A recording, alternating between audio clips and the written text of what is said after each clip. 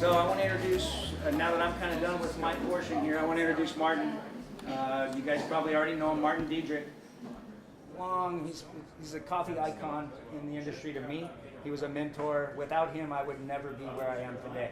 So he's taught me a lot about coffee. He has way more knowledge about coffee than I'll ever have.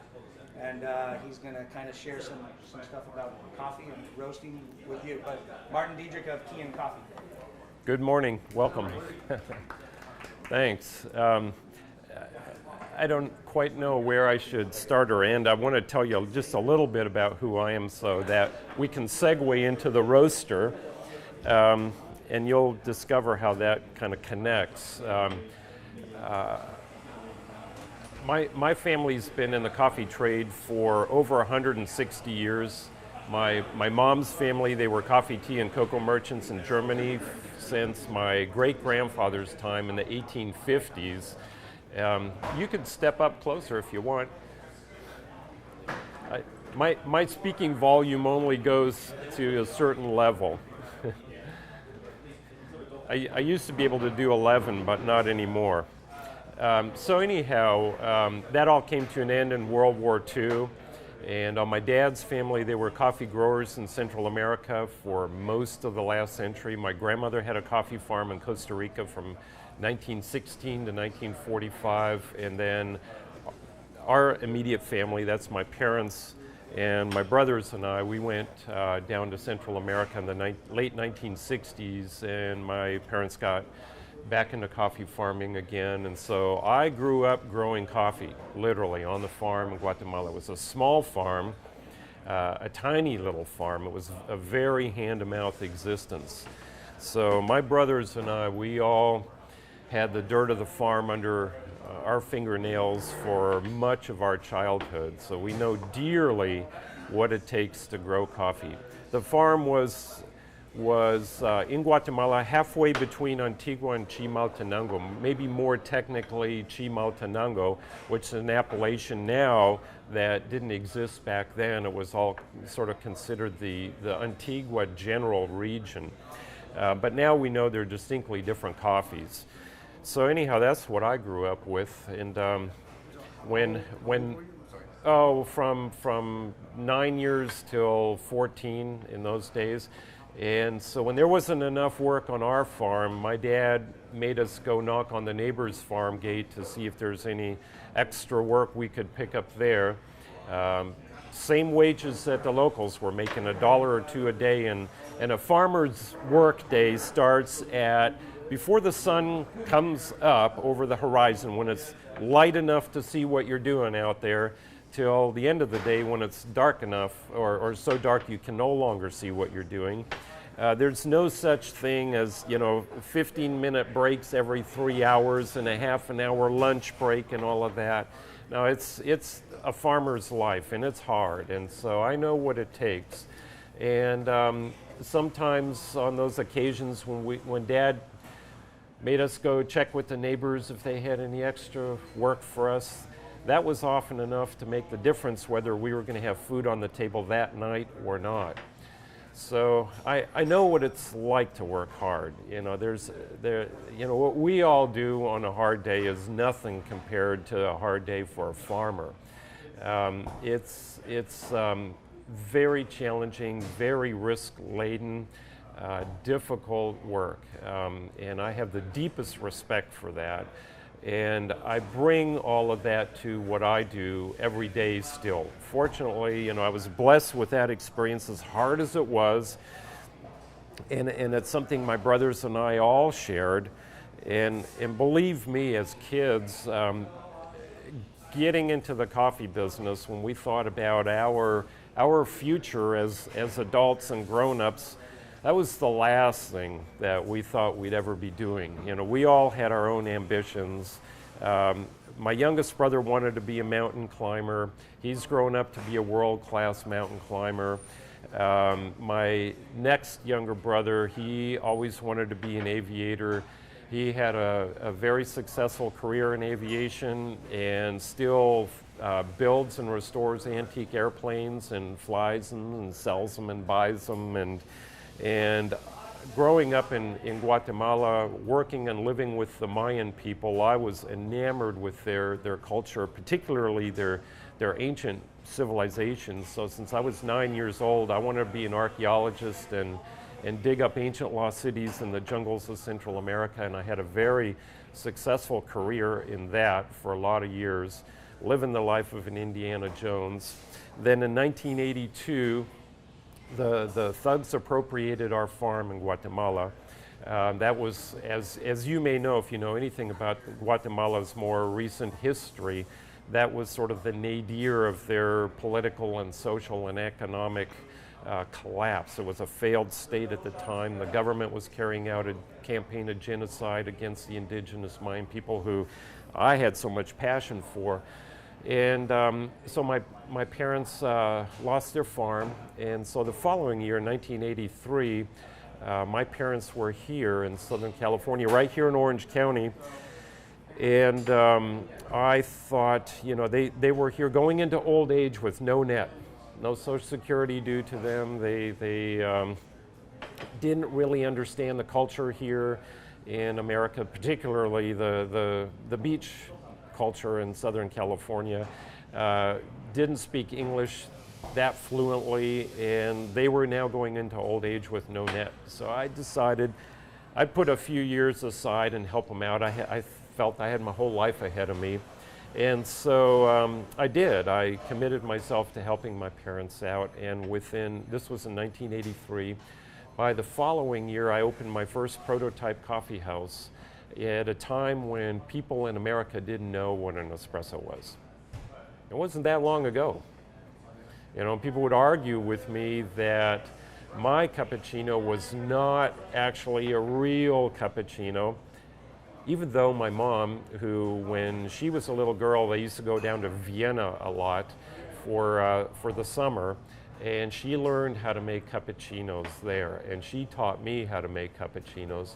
And so people here would argue that, you know, if my cappuccinos were not actually the real deal, because according to them, a real cappuccino was an alcoholic beverage.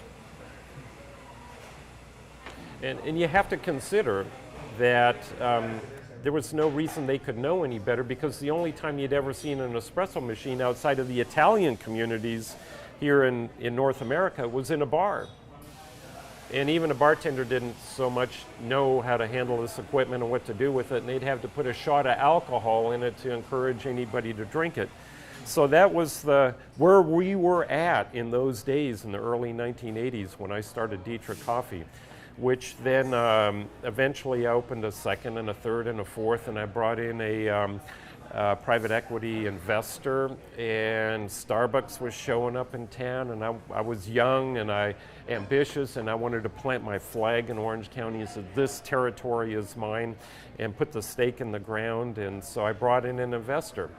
The company continued to grow, and by 1996 we went public. We're publicly traded on NASDAQ. At the high water mark around 2000, 2001, we had almost 500 locations under 4 brands in 9 different countries. We were the second largest specialty coffee house company in North America at that point. Well, almost 500 in 9 different countries. And so wasn't many years after that I got basically maneuvered out of the whole thing that I had started by the money guys. And financially, for 21 years of my life and heart and soul I poured into that endeavor. I basically broke even financially for all of that. But I have my health and my happiness. I have the love of my wonderful family. I have my skill, my craft, my experience, and my reputation in good standing here in my local community as well as the coffee trade overall. So I had all of the money, the things money can't buy. They simply got the money. And my wife and I started over with another coffee company because it's in my nature to do that. It's in my DNA practically. So we started Kean Coffee 11 years ago, and we have 2 coffee houses here in Orange County. And we also roast for not only for our own coffee houses, but wholesale for others. You'll see our booth at the trade show. Now, let me talk about the roaster a little bit, because I'm sure that's what you all came to hear more about. Those machines are built by my brother. That's why they have my family name on them as well. Now, down on the farm in Guatemala, back in 1969, my father, who was a coffee farmer with a great deal of passion, he was also the quintessential German engineer. You know, we're a German family, thus the name Dietrich. And my father had gotten his mechanical engineering degree in Germany, in Berlin in the Roaring 20s. And so he was, you know, we were all raised by a German mechanical engineer. And my younger brother Steve, remember the aviator guy? Well, he's the guy who inherited the mechanical genius of the family. And about 36 years ago now, he, well, actually I'm skipping right over things. So in 1996, my dad decided that he was going to invent and build his own coffee roaster. This was down on the farm in Guatemala. And he built a machine that, after a lot of trial and error, it was hand-built. It turned out to be pretty successful. We all learned how to roast in that in my family. I started roasting at my dad's side when I was just but 11 years old. And then my parents brought that roaster up here to Southern California in 1973 and started roasting coffee here in Orange County back then. And that's the business I came to help them out in, and then I started Diedrich Coffee. So anyhow, we all learned how to roast on that machine, and I started Diedrich Coffee with that very roaster my dad built. And it was also the inspiration for my younger brother, the aviator guy, to build coffee roasters. So he started 36 years ago. Our youngest brother, Carl, the mountain climber, works with him in that business. And he has since then built over 5,000 of these machines that operate on every continent in the planet except Antarctica. With the coffee boom in Asia right now, they're sending coffee roasters over there by the container load. Now they build some smaller models. I don't know really what their whole line of machines are, because it's such a separate business from what I do, and it's always been separate, what my brother does from what I do with the coffee houses.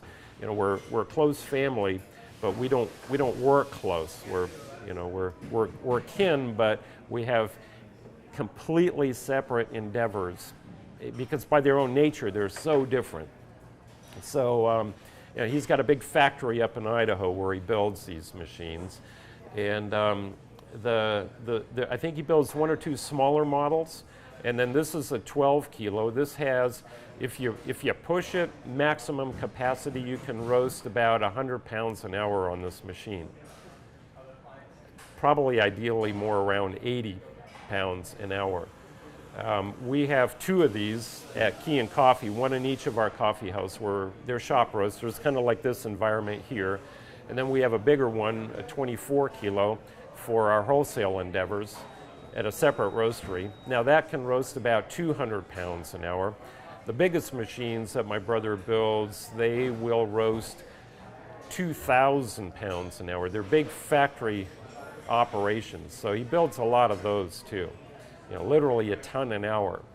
And the things that had always distinguished his machines from all of the other ones in the trade are that, for one, the craftsmanship and the workmanship. These machines are built to last. They will far outlive my brother by a long time. He, as an aviator, his motto, his own personal motto in his craftsmanship was always, you gotta build them like you're gonna fly them. which for an aviator means if you're at 30,000 feet up there, you want to be able to depend on your craft. You want to know that it was built so well that you're not going to fall out of the sky. And so that is the extent of the craftsmanship that he put into that and the technology. And he also worked for a lot of years with Boeing, so he has a very good understanding of how machinery needs to be built and what quality workmanship is all about. So that's sort of the inside stuff. And you see how beautiful they are. Of course, the beauty is just incidental to the craftsmanship. You know, it's technologically beautiful as well. A heating source that my brother pioneered and innovated was an infrared burning system, which is far more energy efficient than any of the other heating applications for roasters out there. Infrared, yeah. Well, you've all experienced it when in a cold winter out on a patio where you have those little outdoor heaters. That's the same heating source that these small ones use. It can be either electric or gas. These, preferably gas, which is what this one is. And so it's much more energy efficient, and it's indirect heat. So the coffee isn't exposed to the intensity of direct heat, which a lot of the other roasting systems have. So that was an innovation that he pioneered and developed over all of the years, and it's proven to be very, very effective. Furthermore, the mantle of the roaster that contains the roasting drum, for instance, when the roaster is fully operational and fired up, you can put your hand right on this. It is so well insulated, and there's several layers of not only insulation, but he devised a mantle that has a bunch of fins that control the airflow back and forth, and these fins absorb some of that heat and provide a mantle of not only insulation but heat around the roasting drum, which does a couple of things. It softens up the heat, for one, that the beans are affected by during the roasting, and it also concentrates the heat around the roasting drum so you have more energy efficiency. And so these are some of the innovations among many that he's done, and has earned him the respect of the trade, where he's regarded as one of the premier coffee roasters, manufacturers or builders in the world today. And it's for no other reasons that he's built so many machines. You know, he doesn't build machines that aren't valued out there. You know, there's a tremendous demand for his machines because of the quality of the workmanship and their ability to roast really great coffee. See, one of the things that my father taught me, and he taught my brothers as well when I started roasting with him when I was about 11 years old, is he said, because we're also coffee growers, he always said that, son, you have to roast the coffee. The art and the craft of roasting coffee is to develop the optimal potential for each and every coffee. And he made it clear to me that not all coffees are created equal. They have different, because there's different varieties, there's different areas where they grow, so they have different chemical properties and different physical properties from one another, and they have different varietal characteristics from one another. So the art and the craft of roasting coffee well is to roast each coffee to develop its optimal flavor potential. And I have maintained that for all of these years, you know, from when I was a kid and when I went off to live the life of an Indiana Jones. Of course, all of that was out of mind for many years until I came back into the fold. and started roasting coffee on my own, and it always stuck with me. And whenever I'm at the coffee roaster, that still echoes through my mind a lot. And of course, I've developed that in my own way, and my whole exposure to coffees from around the world has expanded tremendously over all of these years. And versus what I grew up with. I grew up with coffees just from Central America. So of course now, I'm working a lot with coffees from East Africa and from Indonesia and Southeast Asia, and from the Caribbean and from Hawaii and all over. And they are all so distinctly different, as you know, and they all need to be addressed differently in the way that you roast them.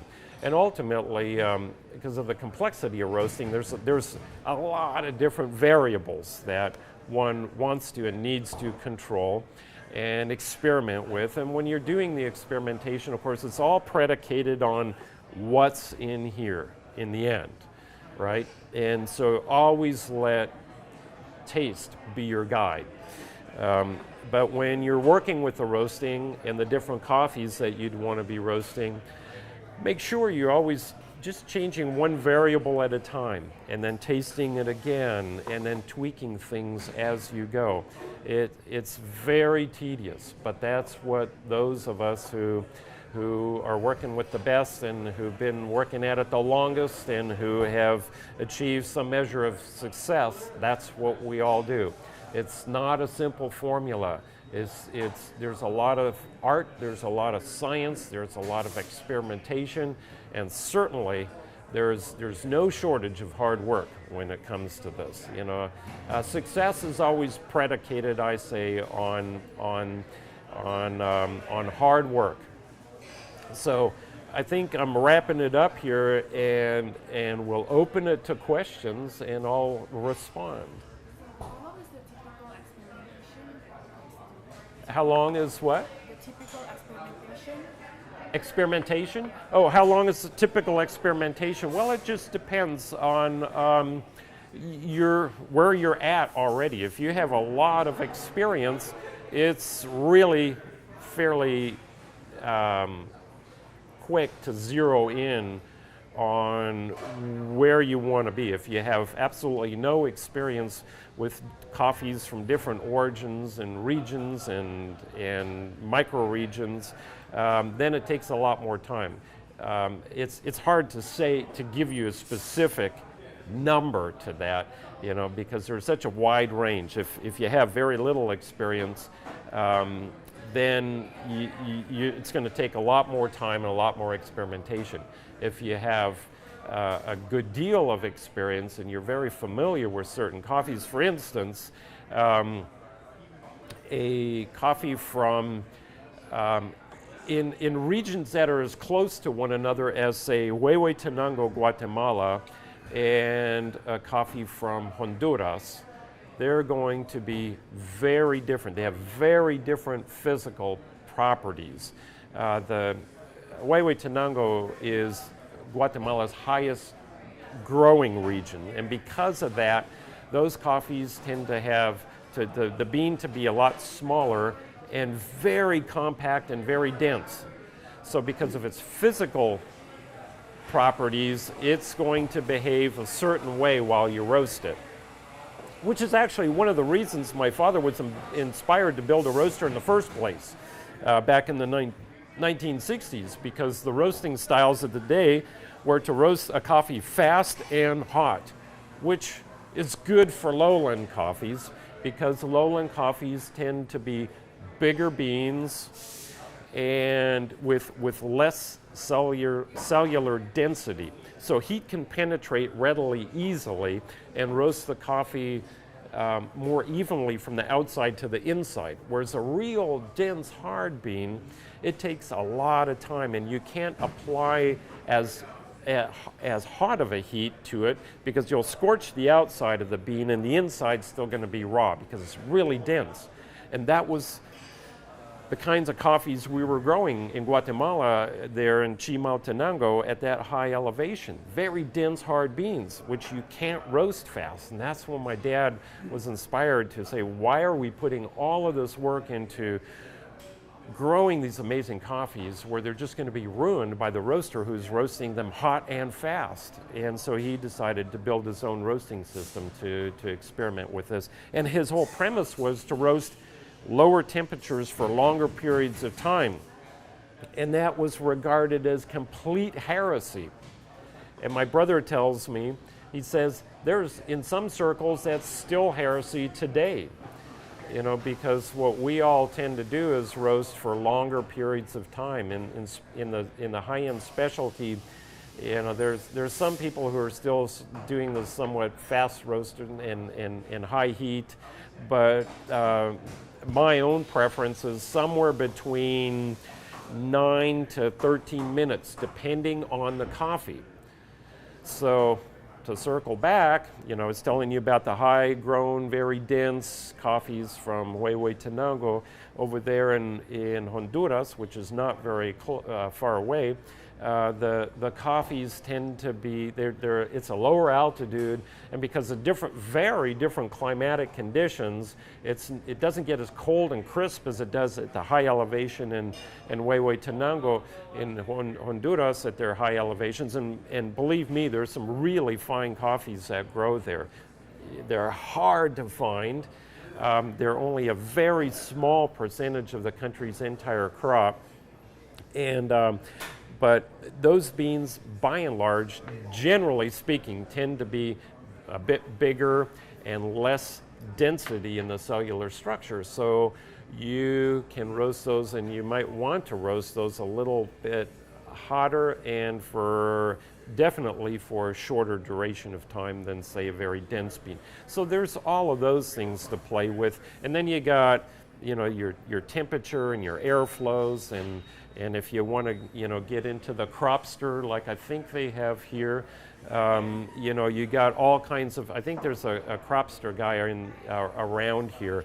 There's all kinds of other, you know, things that, tools and a more extended palette that the cropster system gives you in defining roasts. But I think Jerry, do you know if Cropster has a booth at the show?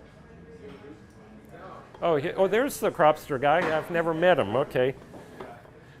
But we're big fans of that. We started using that a little over a year ago, and it's really benefited our ability to zero in far more than we ever have in exactly what we want to achieve in roasting.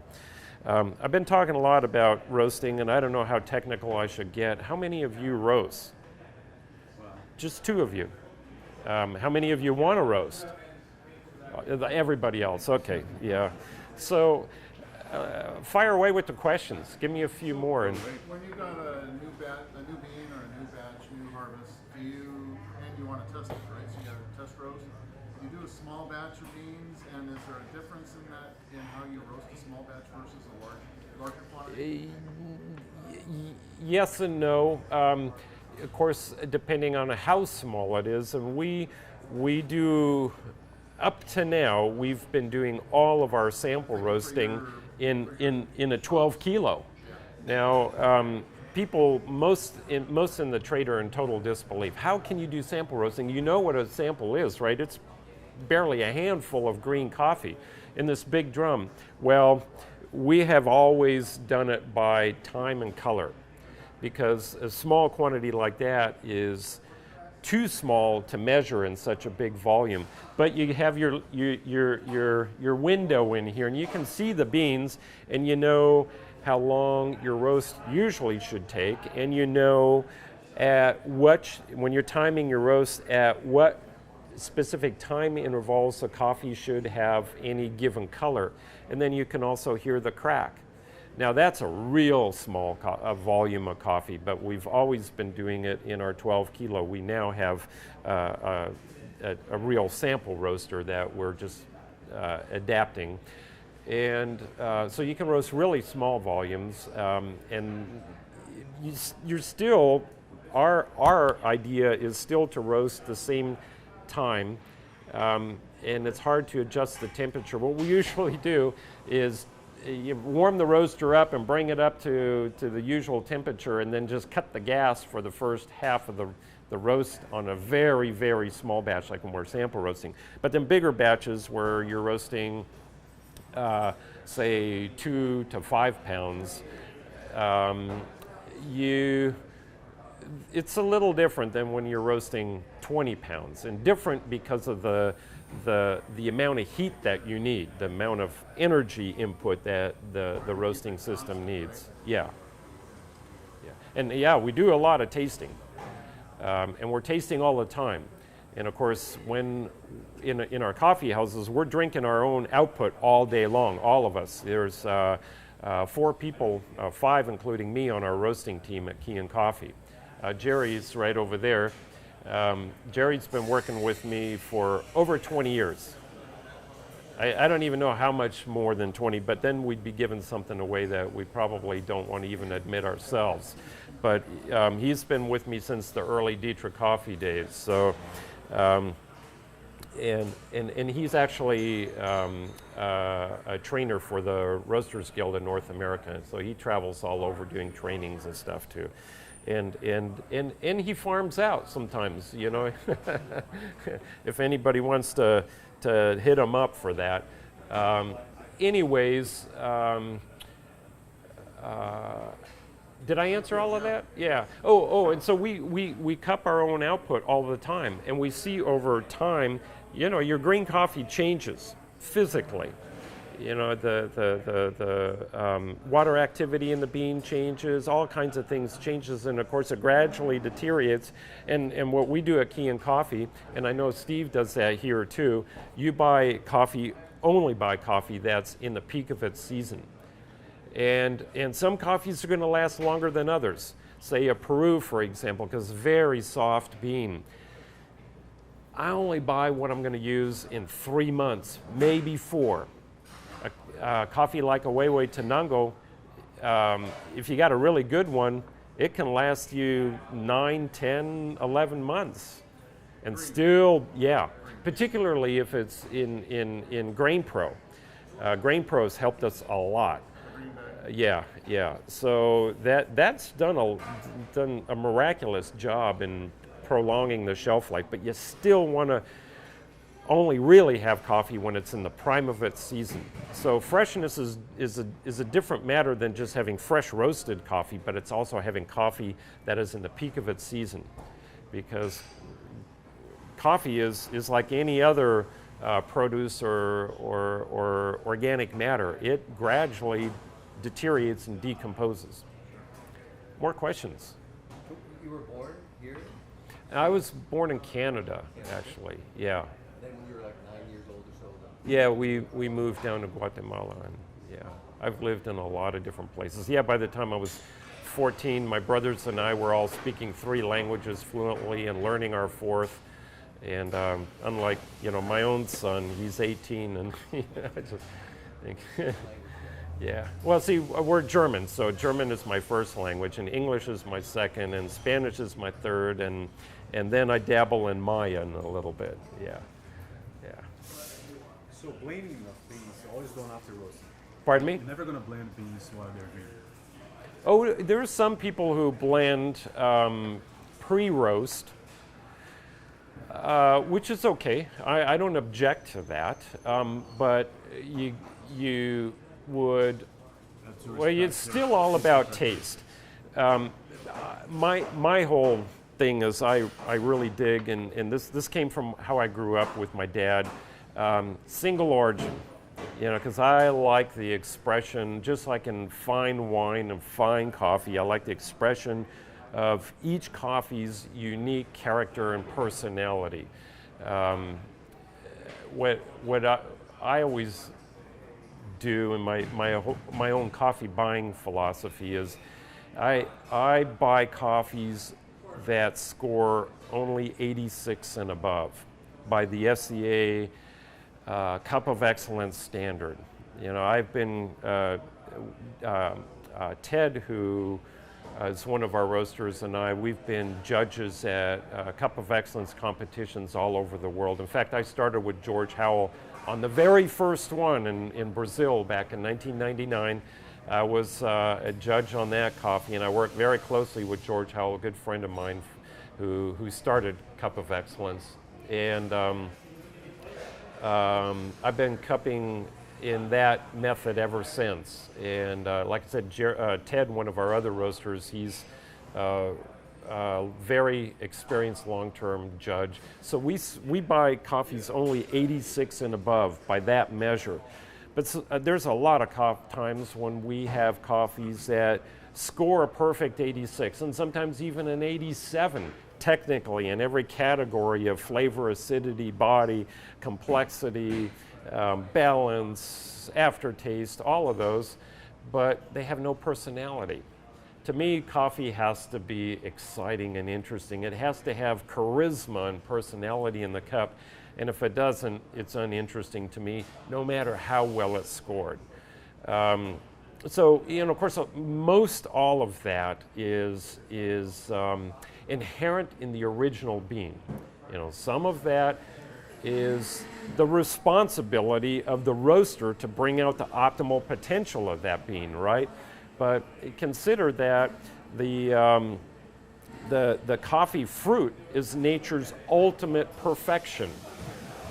And from the moment the coffee picker comes along and plucks that fruit, the coffee cherry with the bean and the seed in it, off the tree, from that point on, it's up to man, or often women in this case too, of course, to make sure that we maintain nature's optimal perfection. There's nothing that we can do that can actually ever improve on the coffee once, from the way that it was grown, the way that nature and the coffee tree actually originally produced it. Steve, what was the other side of that first conversation or two we had? I just remember kind of, as I told you when I introduced Martin, he was a mentor for me, but I knew nothing about coffee. I got lucky with that first container of Sumatran coffee. It happened to be really good. But reaching out to Martin and for someone like that to even give me some time meant a lot to me. So he gave me some time, and like I said, I really wouldn't be here without Martin, and I've learned a lot from him. Definitely a peer to me and a mentor. So soak in what you can from him. He's a book of knowledge for sure. So, apparently when I got back to you, you were on vacation or something. Yeah. And so when he called me back with that 10-bag order, I happened to be on vacation with my family. I just told him this yesterday.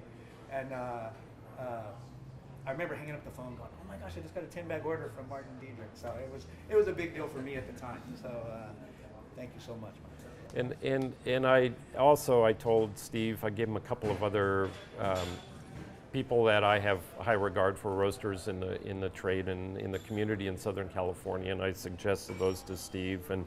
And the beautiful thing about a relationship like ours, it builds community within our coffee trade and within the local community that you see seated behind you back there, as well as in our coffee houses. I have one that's practically 10 minutes from here, and you got the same thing going on over there.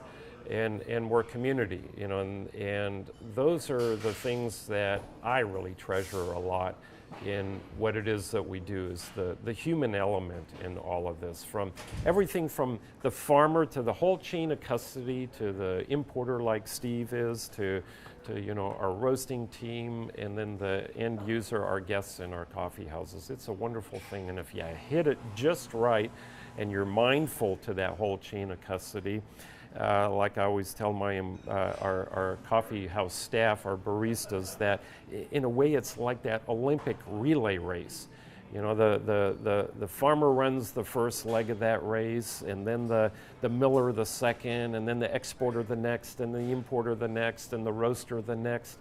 And for our staff, they're running the anchor leg.